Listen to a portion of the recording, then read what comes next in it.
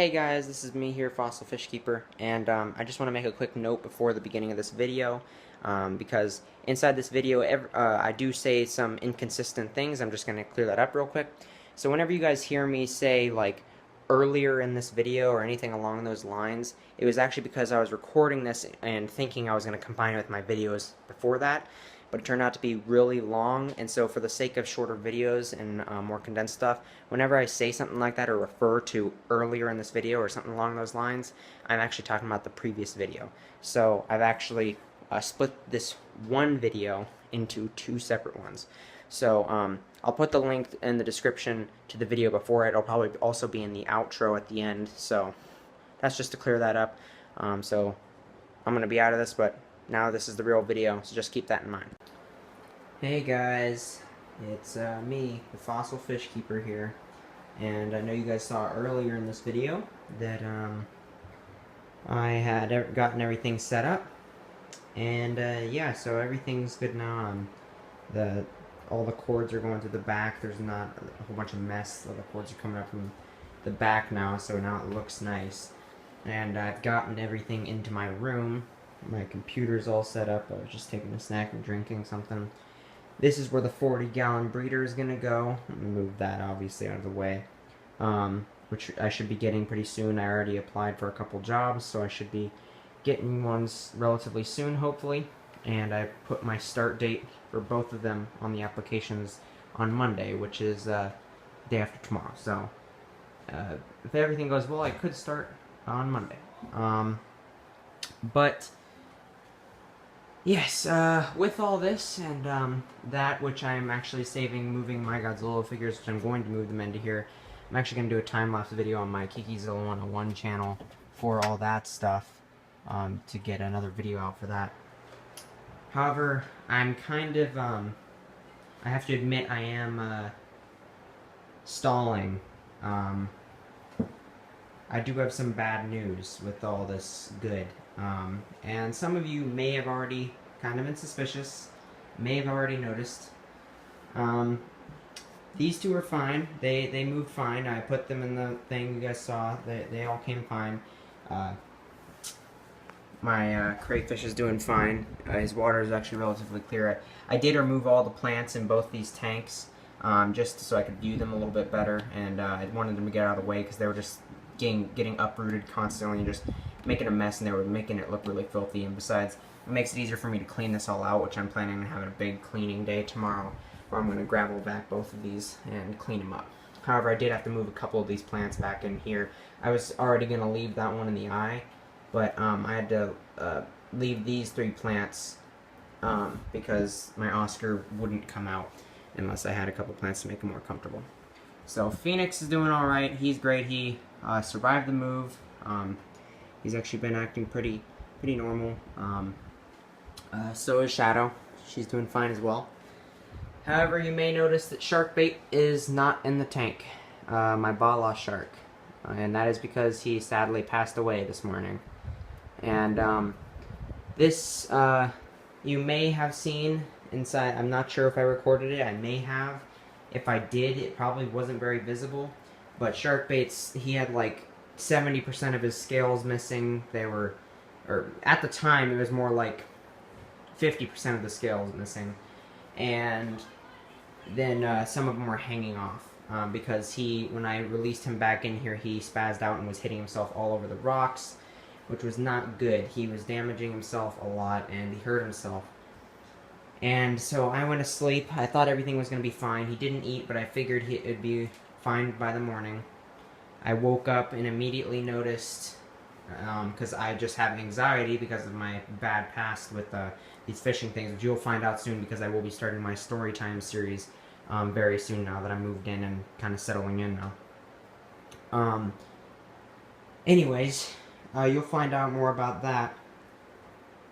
But he, with my anxiety, I immediately looked at the tank without even fully getting out of the bed and noticed these 2 big black shapes in there, so I knew that they were fine immediately because they were, kind of normal. But I didn't see Sharkbait. I didn't see any silver shape in the mid-body of the water. So I immediately started looking a little bit more, and right up here in the corner, I noticed a mass floating on the top of the tank. And so I came up, looked, and he was floating sideways, but he was still breathing. So I immediately prepared the bucket. I used the small cup I have down in here, that black one on the top, to scoop out some water and fill this up about halfway out of the tank. I scooped out the water out of the tank. And then I used the net and grabbed him and put him in there. And by then he was very limp. I mean, he was stiff, I should say. He was stiff. He wasn't completely stiff. He was still, you know, he was still soft like a living fish, but he was just holding himself straight. He wouldn't move or flinch or anything like that. He was just breathing barely, and that was it. So I put him in here, and once I put him in here, he soon flipped over onto his belly, or he flipped over, so his belly was up. He was belly up. And I tried to move him with my hand and get some circulation going to see if I could try to revive him. But ultimately I knew that he wasn't going to make it. And at this time, it was when I noticed when I was holding him that he had about 70% of his skills, or 70% minimum of his skills missing. He was really beat up. There was no way he was going to recover. There was some little red spots, so he definitely got deep. And I know exactly what happened. This should have worked out fine, but I think the main problems and errors kind of went in this order. For one, I put them in the tank, and they moved, and it was very stressful. The move was stressful. They were shaking in the car. The car was shaking and vibrating from the road, so it was hard and stressful for them.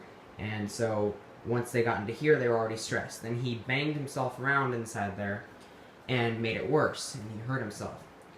Then, to make matters worse, he refused eating and went the entire night, probably with a stressed out Oscar and Pleco, which she was going crazy. She looks mellow now, but she was absolutely haywire. She was by far the worst out of all of them.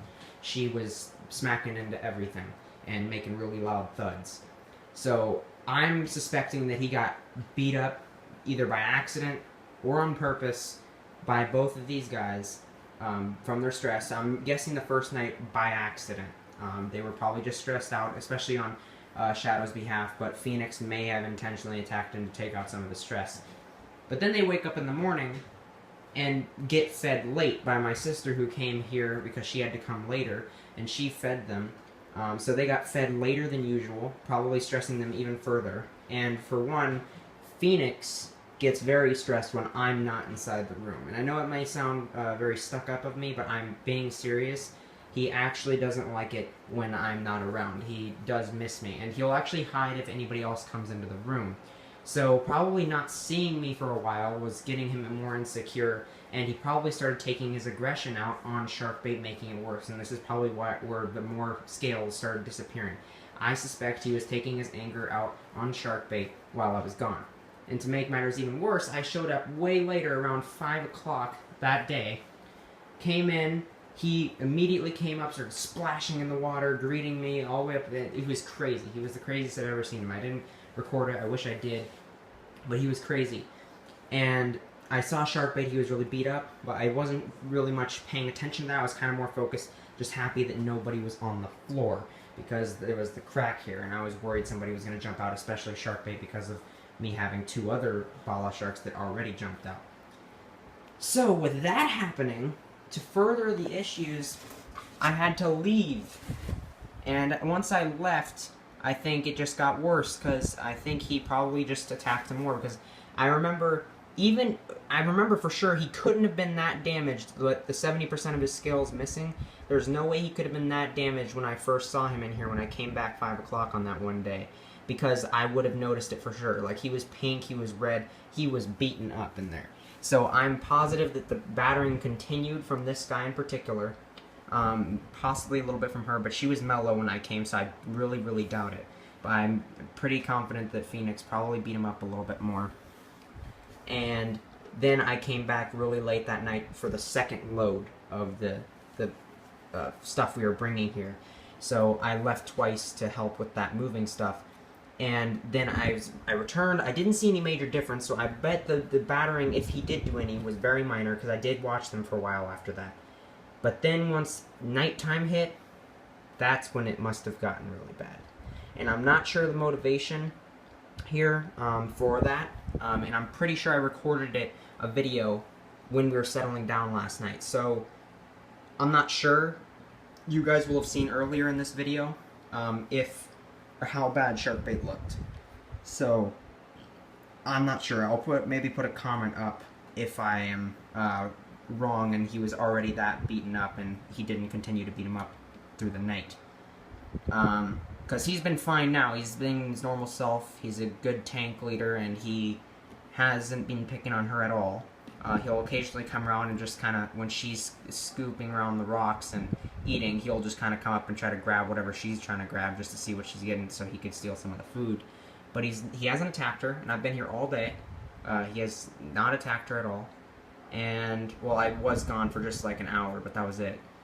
So, he's been good. I honestly think it was the move and the stress, and I don't want anyone watching this video, and I'm making sure of myself, I'm not blaming the Oscar. This is something that naturally happens, and unfortunately I didn't have another tank on hand to put shark bait in, and I really didn't anticipate it getting this bad. I figured since he's been hit by Phoenix before, and he's taken multiple moves, that he could take this one, but I was clearly wrong. And that was my wrong judgment, and I probably should have moved him into this bucket last night and kept him in there for the night, and he could have possibly made it.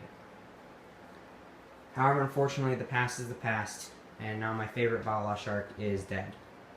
I am trying to keep my cool. I was very emotional this morning when it happened, and I was later today when I let it sink in more. But I'm trying to keep my composure and just talk, and I will assure you guys this is not the end of me keeping Valhalla sharks. I think they're fantastic fish, and I have a good series that I really want to showcase them in. And so I do intend on getting them again. I'm not giving up on them. However, I already found an alternative lid for this that I will be getting to replace this lid, so it's more secure, and I will also be using that to cover up the rest of my tanks, including the 40-gallon and the 20 that I'll be getting. And I'm probably thinking I'm probably going to be getting a 29-gallon as well, which I've already found the filter and racking system. And yes, I said racking system because it technically is a racking system with multiple racks, but I'm going to split it in half and only put one tank over here because the 40-gallon is already enough weight for the second floor. So 40 gallons going over here. The second racking system will probably go over here and probably include this leopard gecko tank. And their new one. It will also include this 10-gallon, the 20-gallon possibly, or the 10. Actually, I think this 10-gallon is moving up here, and this I don't know where I'm going to put it. But the 10-gallon is moving up here alongside it. They can both fit here, and I'm going to have the 20-gallon, 29. And their new 20-gallon tank, at least around 20-gallon tank, on the racking system here. That's the plan. I think that should work. To have those three tanks over there. And this tank, these guys are going in the other tank, but you heard me say that I'm putting this tank up here because I have a plan to get a third leopard gecko, actually. And I'm probably going to get a special ordered morph, and I want to get a male. However, that is going to take a lot of food and require me to get an incubator for the eggs. But the ultimate reason why I want to do it now is just so I have them for the future in case I decide to, and because I don't have any plans to do it right now or anytime soon.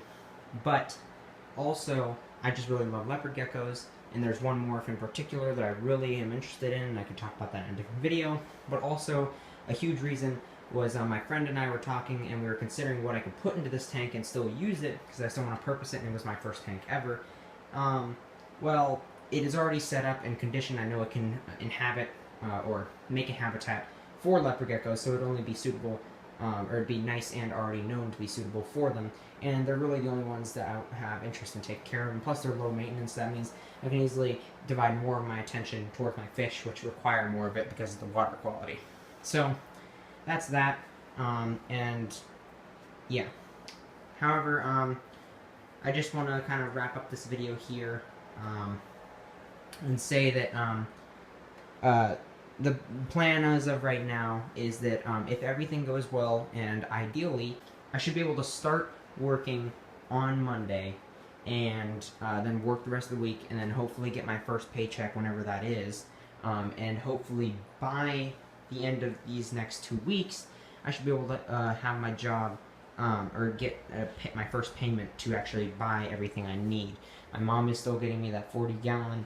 We haven't got it yet, but we are going to be getting it. So there's that. I do have the filter and the stand already on my Amazon account and ready, so I can purchase them once I get the money. Right now he's busy King Konging that sponge filter. He's like on the Empire State Building for crayfish. Anyways, that's that. So I hope you guys enjoyed this video. If you guys did, please give it a like. And yeah, so thank you guys so much for watching. I'll catch you guys in the next one. Bye.